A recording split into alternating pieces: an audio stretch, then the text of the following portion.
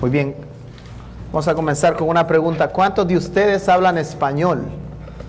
Levante su mano. Español, casi la mayoría, ¿no? Muy bien. Los que no respondieron fue porque no entendieron la pregunta. Pero hoy van a aprender. Estamos estudiando una serie en el Evangelio de Marcos y estamos yendo casi versículo por versículo. Quizás nos estamos saltando algunos porque el tiempo es corto. Pero esperamos pues que hoy podamos cubrir el capítulo 3. Así que si tienes su Biblia ahí, vaya ahí, Evangelio de Marcos, capítulo 3. Si no anda su Biblia, saque su celular o su computadora. También es permitido.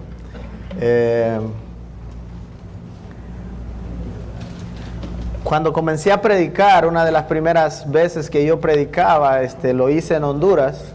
Y entonces un día me dijeron, el siguiente mes te toca predicar, así que me preparé.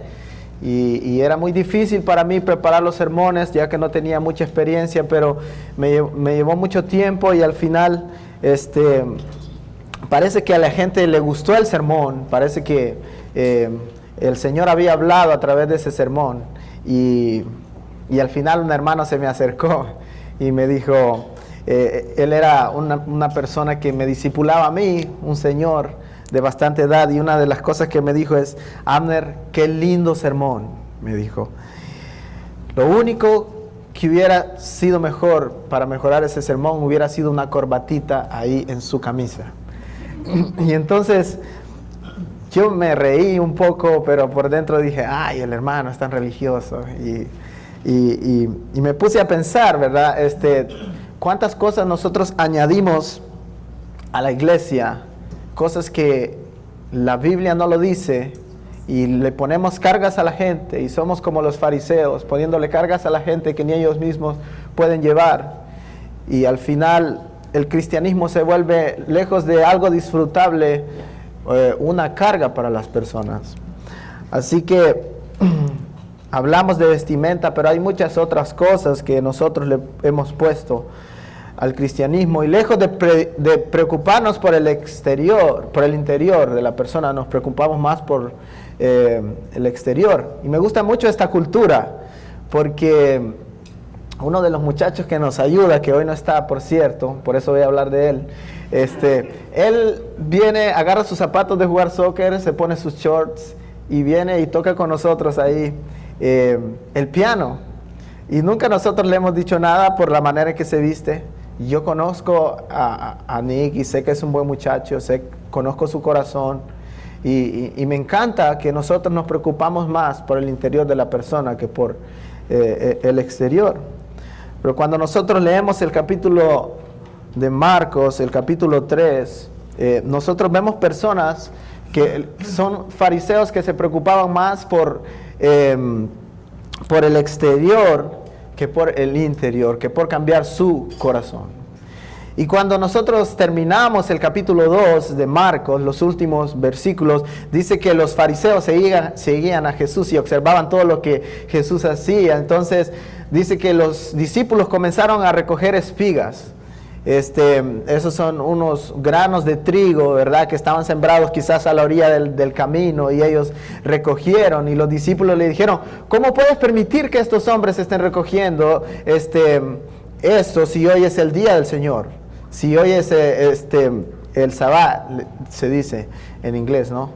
Entonces le reclamaron a Jesús, y lo que va a pasar después de este evento que está en el capítulo 2 es que, comenzando en el capítulo 3, también el Señor Jesús va a hacer algo en ese mismo día, y que eso iba a chocar en las mentes de estas personas, porque Jesús estaba haciendo cosas que no eran permitidas por los fariseos para hacer en el día del Señor. Pero no estaba escrito que ellos no podían hacer ese tipo de cosas, sino que ellos se habían inventado un montón de reglas puestas en el día de descanso, de tal manera que ninguno era capaz de poder guardar el día santo tal como ellos lo habían estipulado. Y más adelante vamos a ver qué tipo de cosas eran los que ellos habían puesto a este día. Pero vamos ahí al versículo 1. En Marcos capítulo 3 dice: otra vez entró Jesús en la sinagoga y había ahí un hombre que tenía la mano seca. Y le acechaban para ver si en el día de reposo sanaría, a fin de poder, ¿qué? Acusarle. Eso era todo por lo cual ellos le seguían, para acusarle a Jesús. Y a Jesús, como ustedes saben, a Jesús le gusta un poco el suspenso, ¿no? ¿Recuerdan cuando Jesús tomó a aquella mujer y le dijo, todo aquel que esté libre de pecado, que tire la primera piedra? Y todos estaban así como calladitos, ¿no? En esta ocasión Jesús le dice a ese hombre que tenía la mano seca, ponte ahí en medio, pasa al centro y ponte ahí. Sabiendo lo que ellos pensaban, le dijo al hombre, levántate y ponte en medio. En el versículo 3 lo vemos. Y luego les hizo una pregunta, como Jesús estaba acostumbrado a hacer muchas preguntas cuando él trataba de enseñar algo a las demás personas. Y le dijo, ¿es lícito en los días de reposo, dice el versículo 4, hacer bien? ¿Es lícito hacer bien en los días de reposo? Pregunta Jesús. ¿O hacer mal? Y ahí Jesús lo deja ahí como pensando, ¿no? ¿Para qué es el día de reposo? ¿Para hacer bien o para hacer mal? ¿Para salvar una vida o para quitarla? Le dice Jesús. Pero ellos, ¿qué dice que pasó? Ellos callaban. Y en el versículo 5 dice que Jesús se enojó y se entristeció. ¿Por qué? Por la dureza del corazón de estos hombres. Y luego Jesús dijo al hombre, extiende tu mano. Y él la extendió y la mano fue restaurada y sana. Ahora, el día de reposo, cuando nosotros estudiamos la palabra de Dios, dice que fue hecho para refrescar las almas de los hombres, para refrescar sus cuerpos, para que ellos pudieran descansar del trabajo, para que ellos pudieran tener un encuentro con Dios. Por eso cuando predicábamos la vez pasada decíamos, aun cuando estés de vacaciones, tú debes recordar de que ese es un lindo momento para contemplar a Dios ahí en tu descanso. Y justamente ese era el diseño por el cual se había creado el día de reposo. Pero los fariseos, los religiosos de Israel, habían distorsionado el día de reposo de tal manera que ellos habían agravado este día y habían puesto cargas inmensas a la gente en este día que debería ser el día de descanso. Pasa mucho en nuestras iglesias en Latinoamérica.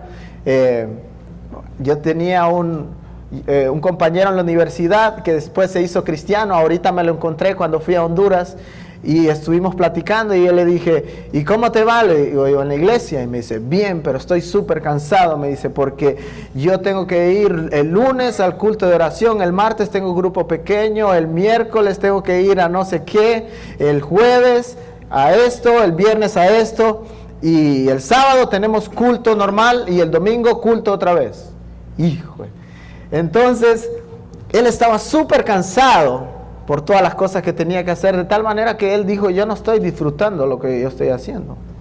Y entonces, ¿y por qué? ¿Qué pasa si un día no vas? Le dije yo.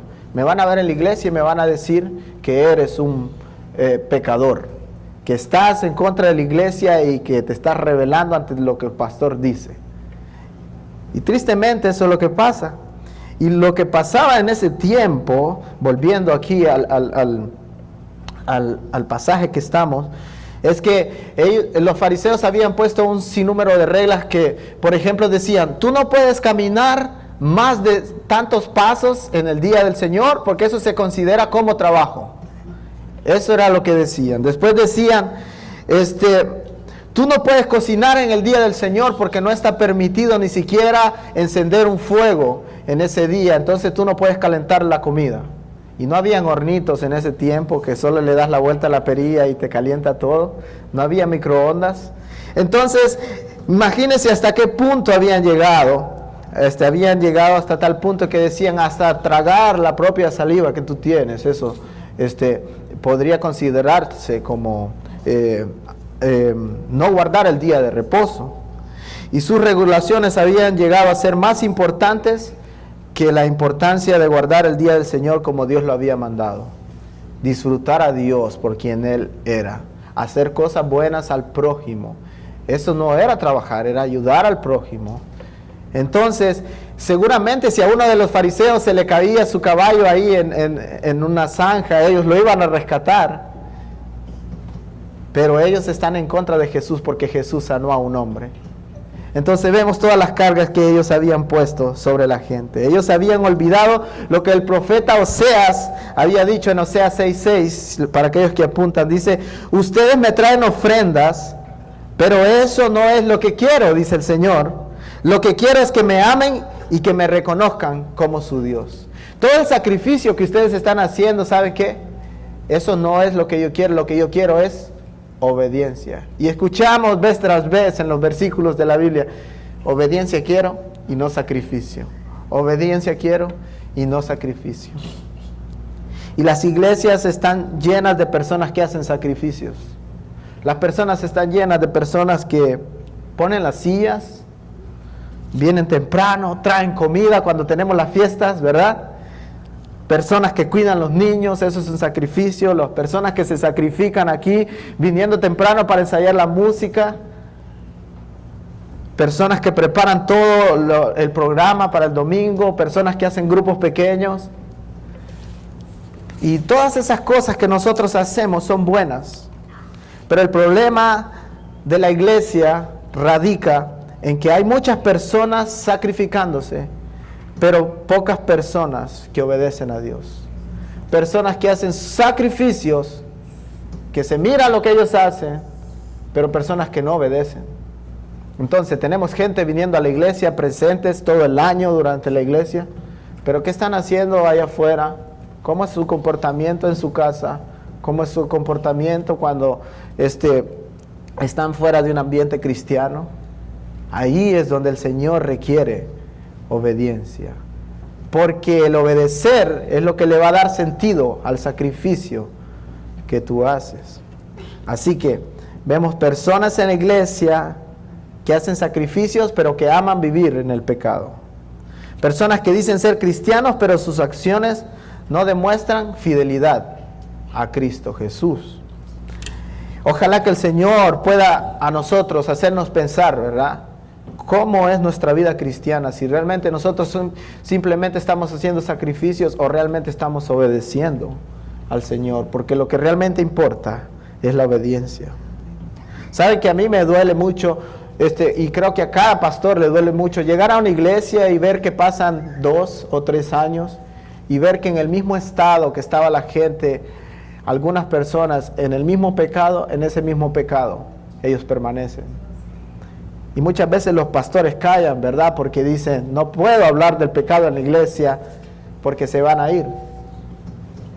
Pero sinceramente a mí me gustaría tener 30 personas que tengan un corazón rendido delante de Dios, personas que obedecen a Dios en todo lo que Él manda, que 1500 personas que vienen y se sientan y no obedecen a Cristo Jesús.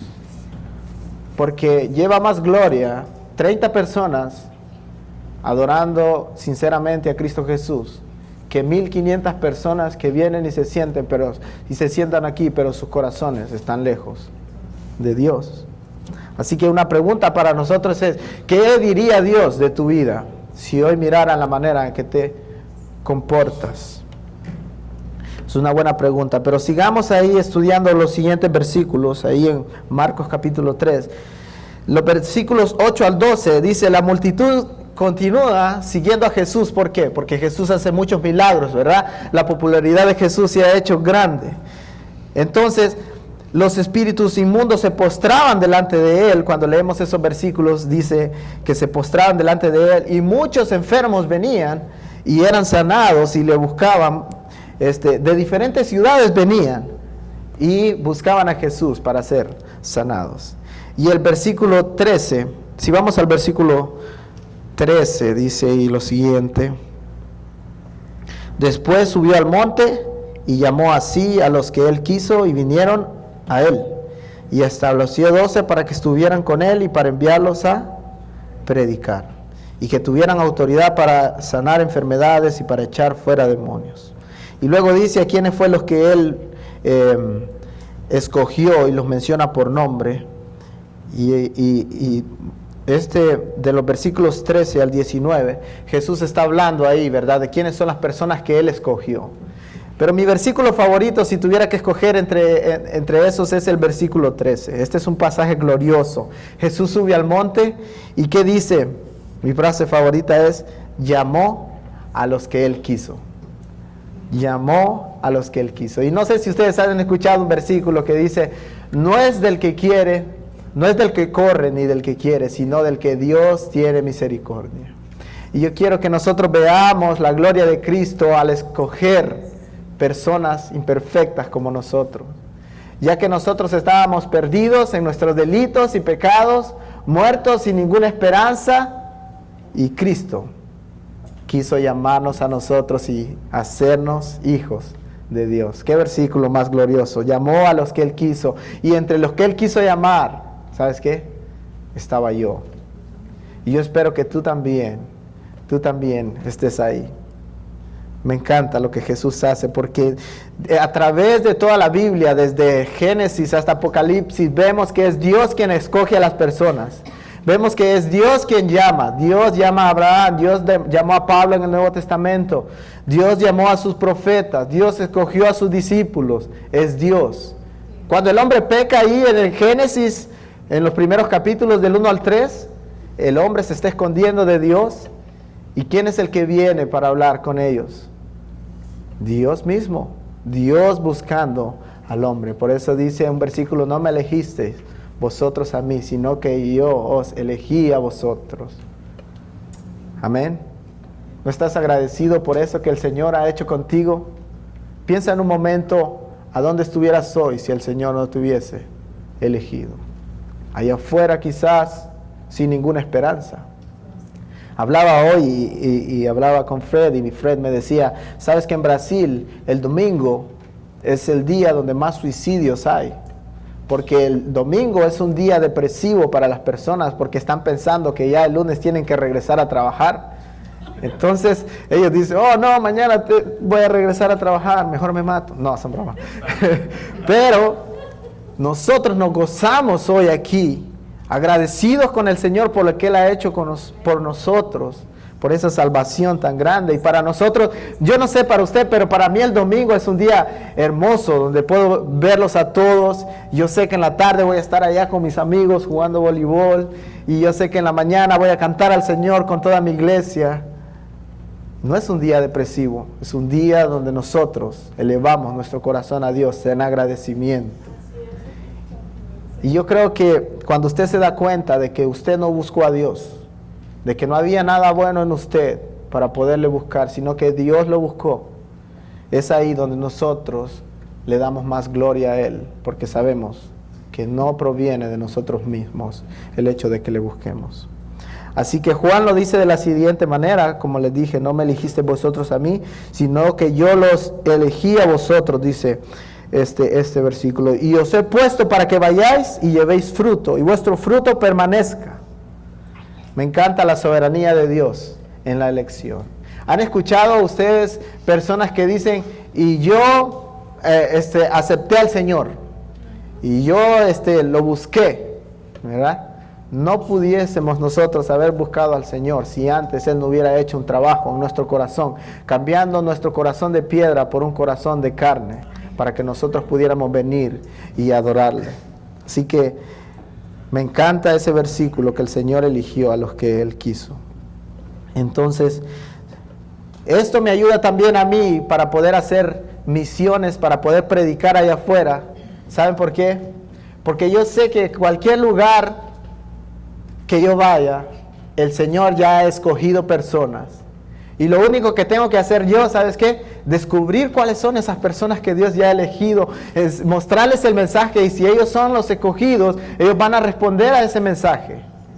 Así que me encanta pensar la idea de que vamos a ir a India y vamos a predicar, porque quizás ahí hay personas que Dios ha escogido, a las cuales nosotros les vamos a presentar el Evangelio y ellos van a responder. Me encanta ir ahí a las canchas, me encanta encontrarme con personas y hablarles de Cristo Jesús, porque yo sé que entre esos que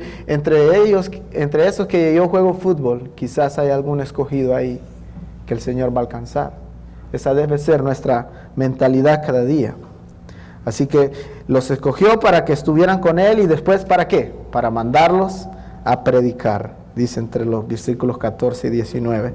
Y les dio autoridad de tal manera que ellos hacían las señales que Jesús hacía y les dio poder. En el versículo 20, la popularidad de Jesús continúa creciendo de tal manera que mucha gente venía a Él. Y Marcos nos da un detalle que nos dice cuán ocupados estaban. Marcos dice, se agolpó de nuevo la gente, de modo que ellos ni aún podían comer pan. La gente no los dejaba en paz ni un momento. Y si vamos ahí al versículo 21, dice Marcos, nos dice que llegaron para prenderle. Marcos no nos da detalles por qué ahora los fariseos habían llegado para prenderle. Porque lo que ellos decían está fuera de sí. Cristo Jesús está loco, decían. Y Marcos no detalla por qué ellos decían esto, pero cuando nosotros leemos ahí en Mateo y en Lucas los capítulos o los pasajes paralelos, nos damos cuenta de lo que había pasado, por qué algunos de los fariseos estaban diciendo de que Jesús estaba loco. Lo que pasa es que Jesús había sanado un hombre endemoniado, que no solamente tenía algunos demonios, sino que era ciego y era mudo. Y este hombre ahora veía y ahora hablaba, y las personas veían lo que el Señor Jesús había hecho, y entonces decían, Jesús está loco. En el versículo 22, si vamos ahí al versículo 22, si me ayudan a leerlo, dice, pero los escribas que habían venido de Jerusalén decían que tenía a Belcebú, y que por el príncipe de los demonios echaba a los otros demonios. Entonces, ellos estaban diciendo, bueno, tiene algún demonio ahí, por eso él echa a otros demonios. Y Jesús apela a la lógica y les dice, por medio de parábolas, Jesús les habla y les dice, lo que ustedes están pensando es ilógico, les dice. Si yo hiciera esto por Satanás, el príncipe de los demonios, ¿cómo pudiera estar yo en contra de los demonios? Un reino que se rebela contra sí mismo no puede permanecer, les dice Jesús. O sea, olvídense de que yo estoy haciendo esto por el poder de Satanás, porque este es el poder que actúa en mí, porque yo soy Dios. Jesús está demostrando que Él es Dios. Entonces, Jesús apela a la lógica y les dice, más bien ustedes están locos. Jesús no lo dice, ¿verdad? Pero dice, ustedes son ilógicos. Y el versículo 27, Jesús viene y continúa con la parábola. Dice, ninguno puede entrar en la casa de un hombre fuerte y saquear sus bienes si antes no le ata, y entonces podrá saquear su casa. Quiero hacerles una pregunta. ¿En cuántos de ustedes en sus países tienen el temor de que un día se van a meter a la casa? Yo llegué ahí a donde mis hermanas, habían construido la casa, y habían 3 cerrojos o 3 llavines que había que abrir antes de poder entrar a la casa. Porque cuando ellos dejan sola la casa, ellos tienen el temor de que alguien va a entrar y que va a robarse las cosas que ellos tienen ahí. Y eso es algo muy común en nuestros países, ¿no? Cierra bien la puerta, es lo que siempre nos dicen cuando nosotros vamos a salir. Algo muy diferente en este país, ¿verdad? Llegamos allá a una casa y dice, bueno, cuando ustedes quieren venir aquí no hay problema, solo nos avisan, le dijeron a Alex, y la puerta siempre está abierta, nosotros nunca le ponemos llave. Oh, wow. Le dije a Alex, vamos a saquear aquí un día. No, bro. Pero interesante cómo las culturas son diferentes, con la seguridad diferente, pero lo que vemos es que Jesús da un ejemplo para que la gente pueda entender, y lo que estaba pasando es que eso era algo común en ese tiempo, que personas entraban y saqueaban las casas. Y Jesús dice, nadie puede entrar a una casa y saquearla si antes no ata al hombre fuerte que está en la casa y lo debilita. Y en Lucas 10 del 20 al 23 nos da una luz acerca de lo que estaba sucediendo, nos da más luz acerca de este pasaje. Y lo que llegamos a entender es que Satanás es el hombre fuerte de quien Jesús estaba hablando. Pero Lucas habla de un hombre más fuerte, y se refiere a Jesús, quien venció a la muerte y venció a Satanás para siempre. dice que un hombre más fuerte puede atar al hombre fuerte que está en la casa y inhabilitarlo, ¿verdad? Quitarle todo su poder. Y me encanta lo que dice Colosenses 2:13 al 15.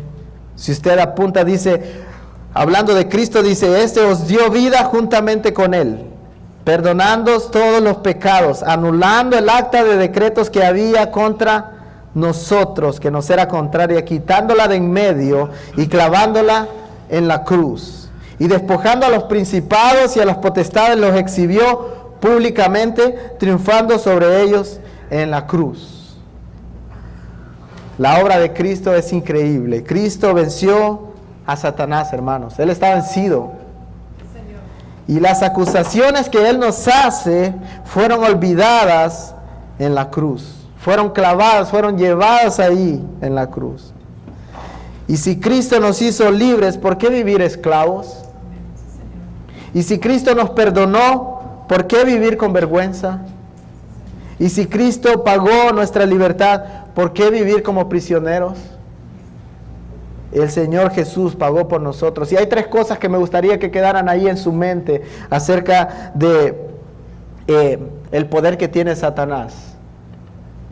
Porque hay un versículo que dice, porque no ignoramos sus maquinaciones, ¿verdad?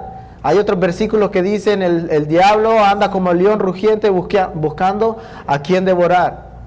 Y muchas veces como cristianos ignoramos que hay un mundo espiritual, ¿verdad? Que hay un mundo de las tinieblas que se está moviendo detrás de las cosas. Y sí, todo eso es real, pero necesitamos entender una cosa importante con respecto a ese mundo espiritual. Y es que los demonios son reales y parecen estar muy activos en el tiempo de Jesús, ¿no? Esa es una cosa que nosotros vemos a través del Nuevo Testamento, especialmente en los Evangelios. También cuando Pablo andaba por las calles, dice que él hizo salir algunos demonios de algunas personas. ¿Los demonios pueden afligir a las personas? ¿Sí o no? Sí, ¿verdad? Lo vemos ahí. Del hombre que estaba ciego y que no podía hablar, dice que salió un demonio. Entonces, ¿los demonios pueden afligir a las personas? Sí. Pero también la tercera cosa que aprendemos es que Jesús reina. Amén.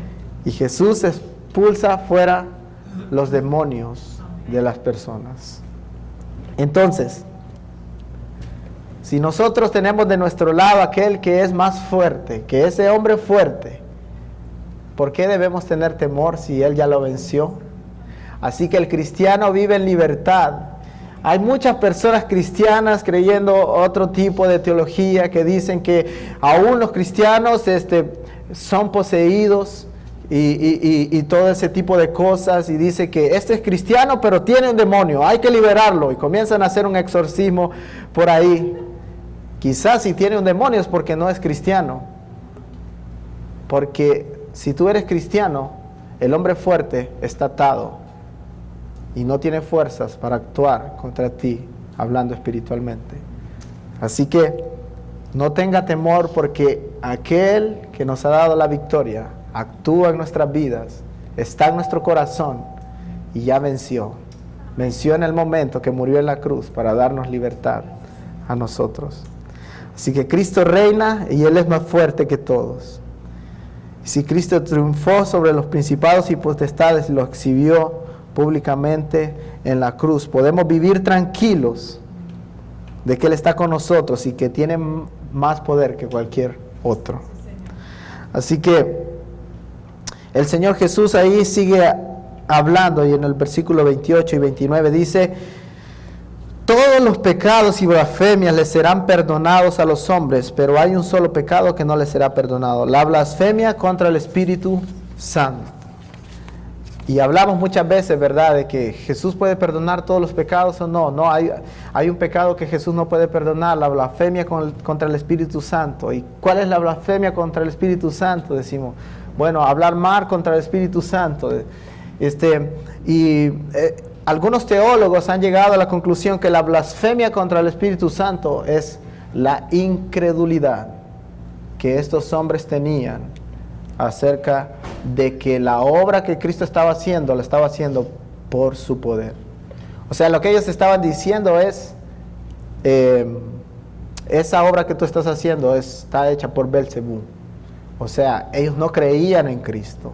Y ese es todo el tema, eso es todo lo que rodea a este versículo. El contexto dice que la incredulidad de estos hombres no les permitía aceptar a Jesús.